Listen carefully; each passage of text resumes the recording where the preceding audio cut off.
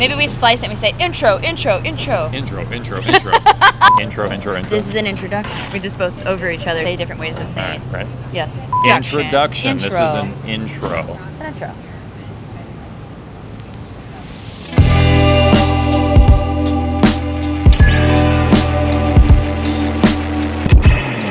I'm Wes. And I'm Morgan. And we are going to talk to you today about natural wine. So Morgan is from Nata Wines, basically the number one go-to person for natural wine. So we're going to talk today about the world of natural wine and what the hell is it actually. For sure. So, I'm stoked to be here. Thank you so much for having me. He's leaving right now.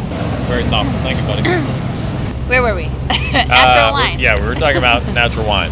I think it's a really fun way to open up dialogue for everybody to walk back from this like pretentious conversation about wine and just talk about what it is like at its roots. And it's really just grapes that fermented. You know, wine was like found fermenting in a corner like on its own, and then it became wine itself. And we refined that process over time, but really what happened is kind of after the Industrial Revolution, people started kind of using additives and kind of creating a product that walks a little bit away from what it really is, you know, at the essence. So natural wine is literally just grape juice fermented. Yeah, and so when we're talking about natural wine in the grand scheme of things, we're talking about wines that have as little to no additives as possible, should be organic at their kind of base roots. Whether or not it's certified or not, that's just meaning we're not having pesticides and fungicides, herbicides being used to treat the vines, but then also following all the way through to the winemaking process in the cellar, that there's not additives like chemicals, etc. So all natural wine is organic?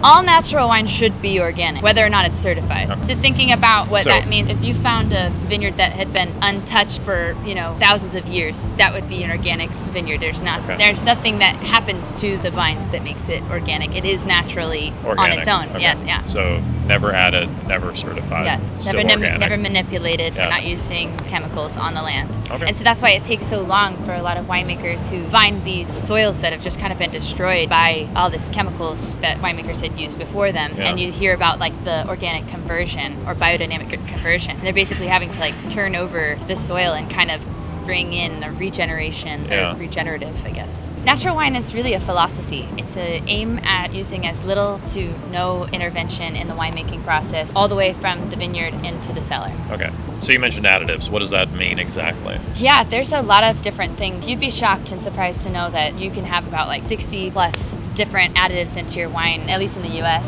Everything from sulfur and acid and sugar, all the way to things that you definitely didn't know about, like isinglass, which is dried fish bladder. Yeah, so that's like, there's like filtering and fining that happens in winemaking to like settle out all like those suspended particles during fermentation, and then they want to clarify the wine, so they'll pass the wine through fining agents like isinglass. They'll pass the wine through fining agents like egg whites, and it really just helps clarify the wine because it'll cause those particles to become heavier and settle to the bottom. Whereas in natural winemaking, the idea would be to either allow that free floating particles, that sediment, and say that that's something that we believe makes the wine what it is, that adds texture, that adds complexity, or that they're using like gravity to kind of filter their wines naturally. So in natural wine, you may find a decent amount of sediment. You can. You absolutely can. And I think that that's something to not be afraid of. I like to chew a little bit. Right? Yeah, chew on it. So when it comes to sediment in your wine, that's not a flaw. It for some time has been discussed as a flaw, but what natural winemakers that decide to keep that in their bottle believe is that it adds to the wine. It adds texture, it adds complexity, adds flavor. Wines that are like alive and excited and, pure and real, and then maybe to some people it's a lot. You're like, hold on, that's a lot of excitement in a bottle. I've always appreciated that it is literally, it's less scientific and more you have to be reading the grapes, you have to be reading the weather, the temperature, all of the like natural elements. Yes. And you as a person, you're not even like manipulating anything. You're just trying to box them all in and then put them into a bottle in some semblance of, we'll call it perfection, which I appreciate about it, because every time you open a bottle, you don't know what you're going to get, but you do know that whatever it is the closest relationship between like man and nature that you can possibly get in the beverage realm. So a lot of talk about natural wine, but now we're going to taste the natural wine. This is Tige. I think I'm saying his name right, but I hear he goes by Choose.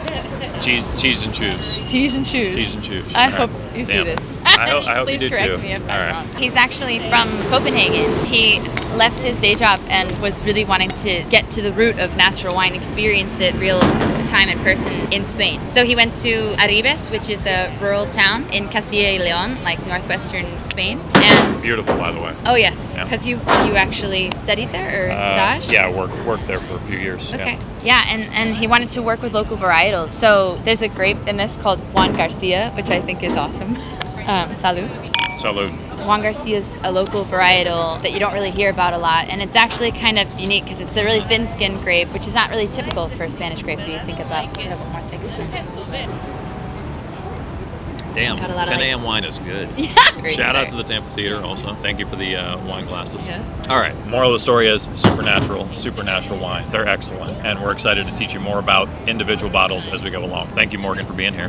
Thank you so much for having Yeah, me. let's have another glass. Yes. Yeah, Cheers. bye.